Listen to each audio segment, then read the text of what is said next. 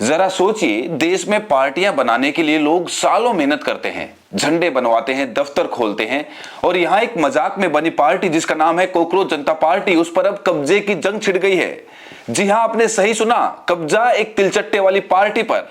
और सबसे मजेदार बात ये कि जिसने इस पार्टी को बनाया वो खुद कह रहा है कि भाई ये कोई पार्टी है ही नहीं, और जो इसे अपने नाम कराना चाहता है वो कह रहा है कि नहीं, अब तो ये असली पार्टी बनकर रहेगी और वो भी मेरे नाम पर। तो आज के इस वीडियो में मैं आपको ये पूरा माजरा एक एक बात खोलकर बिल्कुल आसान भाषा में समझाऊंगा। ये पार्टी आखिर है क्या, चुनाव आयोग तक मामला कैसे पहुंचा, इसके पीछे की असली नाराजगी क्या है और वो पिटीशन क्या है जिस पर लाखों लोग दस्तखत कर चुके हैं। आप आखिर तक बने रहिए क्योंकि बीच में कुछ ऐसी बातें आएंगी जो सुनकर आप भी कहेंगे कि अरे ये तो हद ही हो गई यार। तो चलिए शुरू करते हैं। सबसे पहले समझिए कि ये पूरा हंगामा है किस बात पर। खबर यह है कि कोकरोच जनता पार्टी, जिसे लोग छोटा करके सीजेपी कहते हैं, उसका मामला अब सीधे चुनाव आयोग तक पहुंच गया है।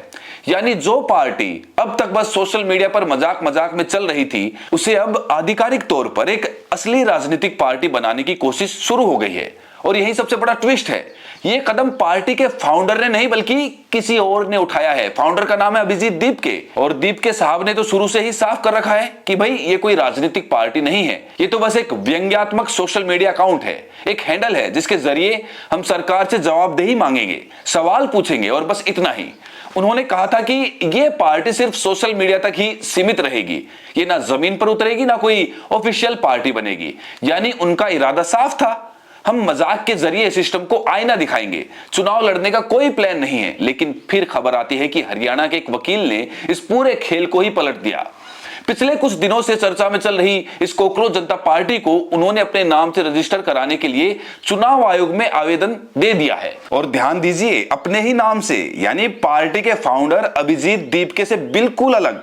इस वकील का नाम है सुधीर जाखड़, जो हरियाणा के पानीपत से हैं। उन्होंने खुद को पार्टी का राष्ट्रीय संयोजक यानी नेशनल कन्वीनर बताते हुए जनप्रतिनिधित्व कानून की धारा 29A के तहत चुनाव आयोग के सचिव को आवेदन दे दिया। और आवेदन में क्या क्या लगाया, वही मशहूर कोकरोच यानी तिलचट्टे वाला लोगो, और साथ में अपना परिचय एक वकील के तौर पर। यानी अब सीन कुछ ऐसा है कि एक तरफ है फाउंडर जो कह रहा है कि ये पार्टी नहीं है, और दूसरी तरफ है एक वकील जो कह रहा है कि अब ये पार्टी मेरी है। और मजे की बात यह कि अगर चुनाव आयोग ये आवेदन मान लेता है तो हो सकता है कि पार्टी का नाम, उसका लोगो और संभवतः उसके सोशल मीडिया हैंडल्स पर भी सुधीर जाखड़ का कंट्रोल आ जाए। यही वो कब्जे वाली जंग है जो इन दिनों खूब चर्चा में है। सोचिए, एक मजाक पर इतना गंभीर झगड़ा। अब आप पूछेंगे कि सुधीर जाखड़ ने ऐसा क्यों किया, तो उनका तर्क यह है कि उन्होंने अभिजीत दीपके से अनुरोध किया था कि वो भारत आए और इस पूरे आंदोलन को एक असली जमीनी राजनीतिक पार्टी का रूप दें। लेकिन दीपके, जो इस वक्त अमेरिका के बोस्टन में रहते हैं और वहीं पढ़ाई कर रहे हैं, उन्होंने भारत आने से इनकार कर दिया। तो जाखड़ का कहना है कि नौजवानों की भावनाएं इस आंदोलन से जुड़ी हुई हैं, इतने सारे लोग इससे जुड़ चुके हैं, और अगर कोई और इस नाम को पहले हड़प कर इसका गलत इस्तेमाल कर ले तो पूरा आंदोलन ही बर्बाद हो जाएगा। इसीलिए उन्होंने खुद आगे बढ़कर यह कदम उठाया ताकि नाम सुरक्षित रहे। अब ये उनका अपना तर्क है और इसमें कितना दम है ये तो चुनाव आयोग ही तय करेगा। फिलहाल ये सिर्फ एक आवेदन का मामला है। चुनाव आयोग ने अभी तक इस पर कोई फैसला नहीं सुनाया है और ना ही फाउंडर अभिजीत दीपके ने इस पूरे रजिस्ट्रेशन वाले मामले पर कोई आधिकारिक जवाब दिया है। यानी गेंद अभी हवा में है। देखना दिलचस्प होगा कि चुनाव आयोग इसे स्वीकार करता है या नहीं, और जब ये बात दीपके तक पहुंचेगी तो वो क्या एक्शन लेते हैं। अब जरा पीछे चलते हैं, क्योंकि बिना ये जाने मजा नहीं आएगा कि आखिर इस कोकरोच वाली पार्टी का जन्म हुआ कैसे। ये पूरी कहानी जुड़ी है भारत के मुख्य न्यायाधीश यानी चीफ जस्टिस सूर्यकांत की एक टिप्पणी से। दरअसल हुआ ये कि एक सुनवाई के दौरान उन्होंने कहा कि कुछ बेरोजगार लोग कोकरोच यानी तिलचट्टे जैसे होते हैं, क्योंकि उन्हें ना कोई नौकरी मिलती है ना किसी पेशे में जगह मिलती है, और फिर वो इधर उधर पिटीशन दायर करते रहते हैं। मीडिया, सोशल मीडिया या आरटीआई एक्टिविस्ट बनकर सिस्टम पर हमला करते रहते हैं और लोगों का वक्त खराब करते हैं। बस फिर क्या था, ये बात बेरोजगार नौजवानों को सीधे दिल पर लगी और इसी के जवाब में अभिजीत दीपके ने कोकरोच जनता पार्टी बना दी। उनका अंदाज बड़ा गजब का था। उन्होंने कहा कि भाई ठीक है, अगर आप हमें हमें कॉकरोच समझते हैं तो हम कॉकरोच ही सही। और इस तरह उन्होंने मजाक मजाक में देश के बेरोजगार नौजवानों की एक आवाज बना दी। हालांकि बाद में मुख्य न्यायाधीश ने सफाई दी कि उन्होंने नौजवानों को कॉकरोच नहीं कहा था, उनका इशारा उन लोगों की तरफ था जो बिना डिग्री, बिना किसी योग्यता के सिस्टम में घुसने की कोशिश करते हैं। तब तक तो तिलचट्टा पूरे देश में दौड़ चुका था और उसे रोकना किसी के बस की बात नहीं थी। और दोस्तों, यही इस कहानी का सबसे मजेदार और सबसे गहरा हिस्सा है। जरा गौर कीजिए, जिस तिलचट्टे को सब घर से भगाते हैं, झाड़ू मारते हैं, उसी के नाम पर बनी एक पार्टी कुछ ही दिनों में करोड़ों लोगों की पसंद बन गई। क्यों? क्योंकि इस मजाक में नौजवानों को अपना दर्द दिखा। यह सिर्फ एक तिलचट्टा नहीं था, ये उन लाखों लोगों का गुस्सा था जो सालों से नौकरी ढूंढ रहे हैं, जो परीक्षाएं दे देकर थक गए हैं और जिन्हें ऊपर से सुनना पड़ता है कि तुम कॉकरोच हो। और जब किसी की तकलीफ का मजाक उड़ाया जाता है तो कभी कभी वो खुद उसी मजाक को अपना हथियार बना लेता है। यही यहां हुआ। तिलचट्टा जो कमजोरी का प्रतीक माना जाता था, अचानक एकजुटता का प्रतीक बन गया। और जैसा कि लोग कहते हैं, तिलचट्टे को मारना इतना आसान नहीं होता, वो हर मुश्किल में जिंदा रह सकता है। शायद इसीलिए यह प्रतीक नौजवानों को इतना भा गया। अब आते हैं उस असली मुद्दे पर, जिसकी वजह से यह पूरा आंदोलन सिर्फ एक मजाक नहीं रहा बल्कि एक गंभीर मांग बन गया। अभिजीत दीपके सिर्फ मीम बनाकर नहीं बैठे, उन्होंने एक के बाद एक उन लोगों के खिलाफ पिटीशन दाखिल करनी शुरू की जो उनके मुताबिक अपने पद पर बने रहने के काबिल नहीं हैं। और इसमें सबसे बड़ा नाम आया केंद्रीय शिक्षा मंत्री धर्मेंद्र प्रधान का। दीपके ने धर्मेंद्र प्रधान के इस्तीफे की मांग को लेकर एक ऑनलाइन पिटीशन शुरू की और लोगों ने इसे हाथों हाथ लिया। इस पिटीशन के लिए 10 लाख यानी 1 मिलियन सिग्नेचर का लक्ष्य रखा गया और देखते ही देखते 7 लाख, 7.5 लाख से भी ज्यादा लोग इस पर दस्तखत कर चुके हैं। और यह आंकड़ा लगातार बढ़ता ही जा रहा है, यानी इतने सारे लोग एक सुर में कह रहे हैं कि शिक्षा मंत्री को इस्तीफा दे देना चाहिए। अब सवाल यह है कि इतनी बड़ी नाराजगी आई कहां से? तो इसकी वजह है हमारी परीक्षा व्यवस्था में बार बार होने वाली गड़बड़ियां, और सबसे बड़ी वजह है नीट का पेपर लीक। जरा नीट के मामले को विस्तार से समझिए, क्योंकि यह दिल दहला देने वाला है। नीट यानी डॉक्टर बनने के लिए होने वाली प्रवेश परीक्षा। यह परीक्षा 3 मई को देश के 551 शहरों और विदेश के 14 केंद्रों पर हुई थी। करीब 22 से 23 लाख छात्रों ने इसे दिया, लेकिन फिर आरोप लगे कि पेपर लीक हो गया। एक संगठित गिरोह ने नकल कराई। रिपोर्ट्स के मुताबिक यह पेपर परीक्षा से कुछ दिन पहले 5 लाख रुपए तक में बिका और परीक्षा की रात तो यह गिरकर 30,000 तक आ गया। और यह सब व्हाट्सएप ग्रुप के जरिए होता रहा और इसका सीधा खामियाजा भुगतना पड़ा उन 22-23 लाख ईमानदार छात्रों को जिनकी परीक्षा रद्द कर दी गई और जिन्हें अब दोबारा परीक्षा देनी होगी। जरा सोचिए, सालों की मेहनत, रात रात भर की पढ़ाई और एक झटके में सब पानी में। और सबसे दुखद बात यह कि दिल्ली, उत्तर प्रदेश और राजस्थान जैसे राज्यों से कुछ छात्रों की आत्महत्या तक की खबरें आई। यही वो दर्द था जिसने इस पूरे आंदोलन को आग दे दी। अब इसमें सरकार ने क्या किया, यह भी ईमानदारी से बता दें ताकि तस्वीर पूरी रहे।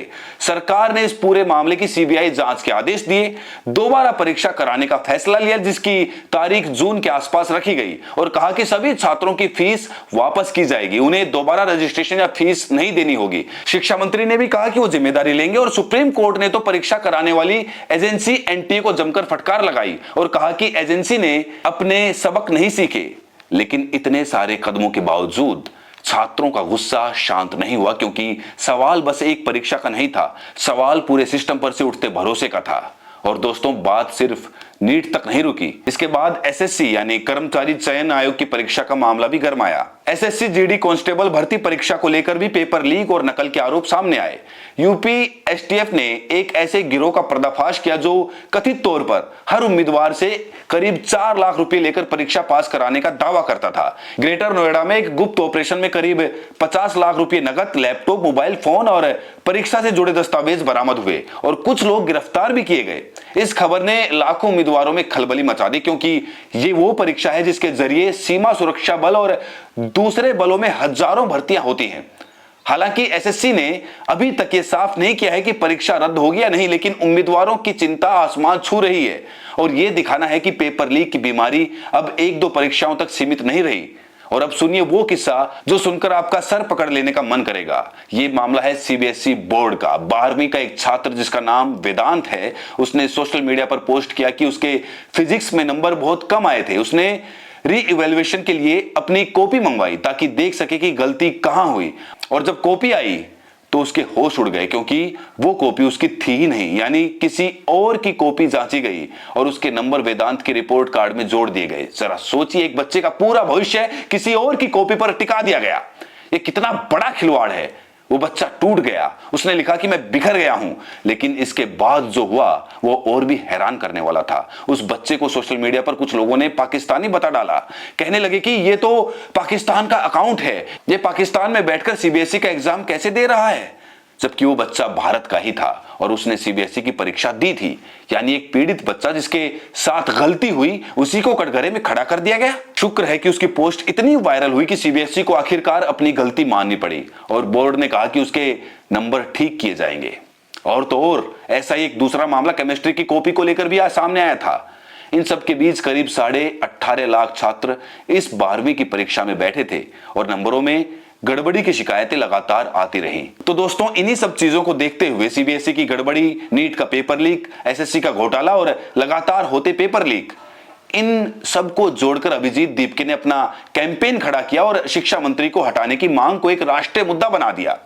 और अब तो वो यही नहीं रुक रहे, उन्होंने अपने फॉलोअर्स से कहा है कि देश से जुड़े और जो भी मुद्दे हैं वो उन्हें बताएं, ताकि उन पर भी अलग अलग तरीके से कैंपेन चलाया जा सके। यानी एक तरफ वो लगातार नए नए मुद्दे उठाने की तैयारी में है और दूसरी तरफ इसी बीच पार्टी पर कब्जे वाली ये नई खबर सामने आ गई, यानी चुनाव आयोग में जो रजिस्ट्रेशन का आवेदन दिया गया है। तो अब असली देखने वाली बात यह है कि चुनाव आयोग इस आवेदन को स्वीकार करता है या नहीं, उसका क्या जवाब होगा, और जब ये पूरी बात अभिजीत दीपके तक पहुंचेगी तो वो इस पर क्या प्रतिक्रिया देते हैं, क्या कदम उठाते हैं।